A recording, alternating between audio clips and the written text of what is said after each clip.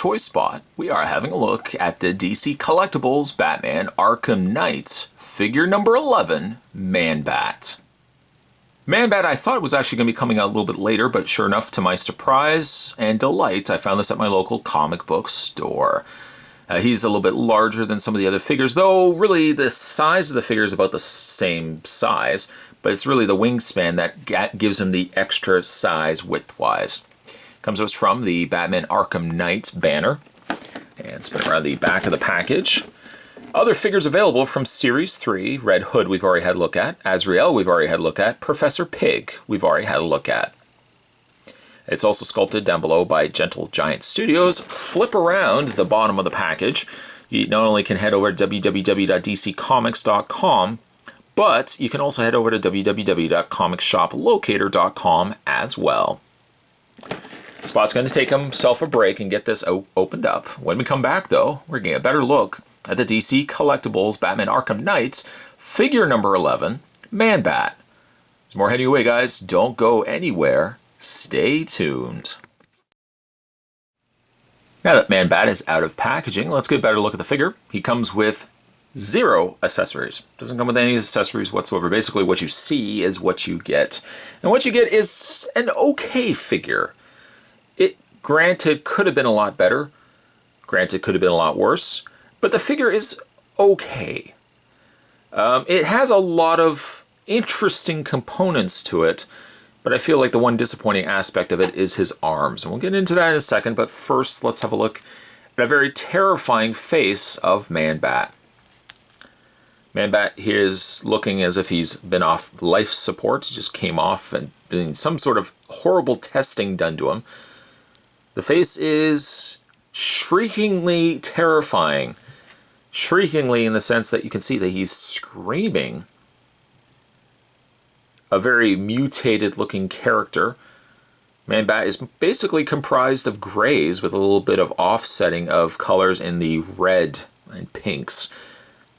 The pink and the red is more predominant around the brow area and around the ear area, where the rest of the face and torso seem to be more the gray color. And there's a little bit of a kind of like a speckling color there as well, just to kind of add some extra detailing.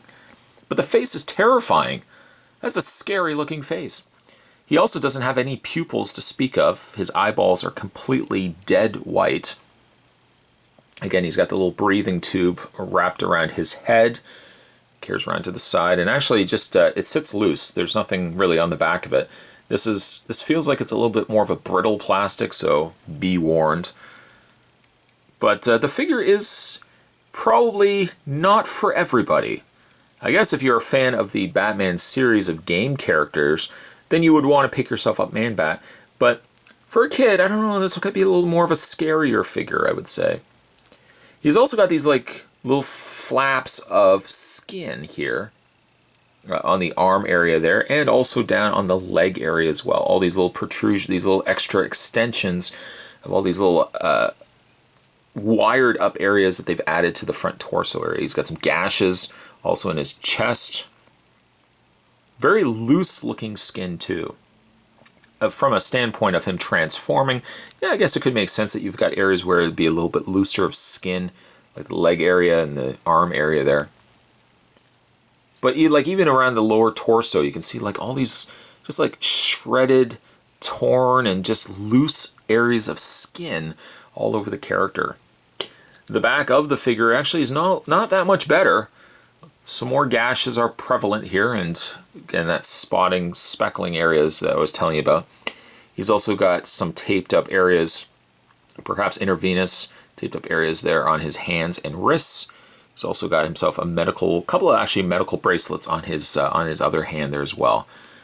He has the makings of a tail, or the equivalent of a flat tail there, as well as the little flaps of skin as well sticking out from the edges of his thighs. His feet are nicely sculpted, even from the underside they've been sculpted in, as opposed to just making them flat. But somehow making them contoured like this doesn't really also help him stand very well. And I find like the ankle area is a little on the loose side, that I have to get into balance just right, because I find the ankle just isn't strong enough to hold him up. The culprit really being these giant wings that, of course, Manbat is sporting. Now, the thing about the wings, too, is there is absolutely no posability in the arms. Because the wings make up the majority of the arms, the only area that's articulated is the shoulder area of Manbat. That's it. So, I mean, for displaying purposes, you could have, like, the arms down.